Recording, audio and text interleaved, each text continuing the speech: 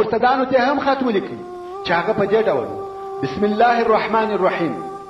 د طرفه څخه د ابوبکر خلیفة رسول الله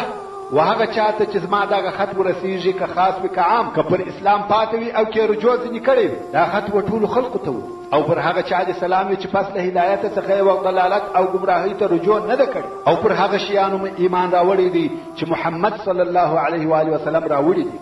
بېشکه چې الله جل جلاله د خپله طرفه و خپل مخلوق ته محمد صلی الله علیه و وسلم پیغمبر رالیږلی دی چې بشیر او نذیر دی او خلق د الله جل جلاله و عبادت ته رابولي روښانه څراغ او لارښوونکی دی چې ژوندي انسانان وبېروي او د الله جل جلاله وعده قول پر کافرانو ثابت یقیني کی او الله جل جلاله و هغه چاته حق لار ورښولې ده چې د محمد صلی الله علیه و وسلم دعوت یې قبول کړي او رسول صلی الله علیه و وسلم د الله عز وجل په امر هغه کسان وهلي او وژلي دي چې د صلی الله علیه و وسلم و دعوت ته شاور ګرځولې ده تر څو چې د اسلام تابع سوه که خوښ وه که ناخوښ او دا رسول صلی الله علیه و وسلم وفات او د الله جل جلاله امر یې عملي کړي امت ته نصیحت وکړي او هغه چې پر ده صلی الله علیه و وسلم و هغه یې وکړه او الله عز وجل دغه موضوع ته او الله عز وجل دغه موضوع و مسلمانانو ته روښانه کړې ده او فرمایي انک میت و انهم میتون یعنی بېشکه چې ته هم مړ کېدونکی یې او بېشکه چې دوی هم مړه کېدونکي دي بې له الله جل جلاله څخه بل هیڅوک پاتې کېدونکی نه دی او که چا د محمد صلی الله علیه و وسلم عبادت کاوه هغه وفات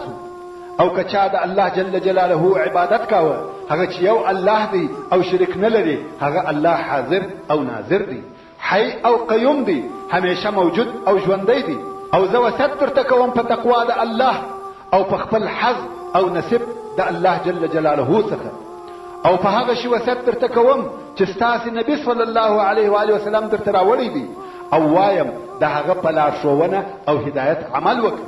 او د الله عز وجل په دین پورې لاسونه ونیسئ هر هغه څوک چې الله عز وجل هدایت نه وي ورته کړی ګمراه دی او هر هغه څوک چې الله نه پیژني هغه مبتلا دی یعنی په امتحان کې دي او هر هغه څوک چې الله یې نصرت نه کوي ښویېدلی دی چاته چې الله جل جلاله هدایت کړی دی هغه پر سمه لار دی او که څوک ورک کړي ګمراه کړی وي هغه ګمراه دی چاته چې الله جل جلاله هدایت کړی دی هغه څوک دی چې سمه لار پیژني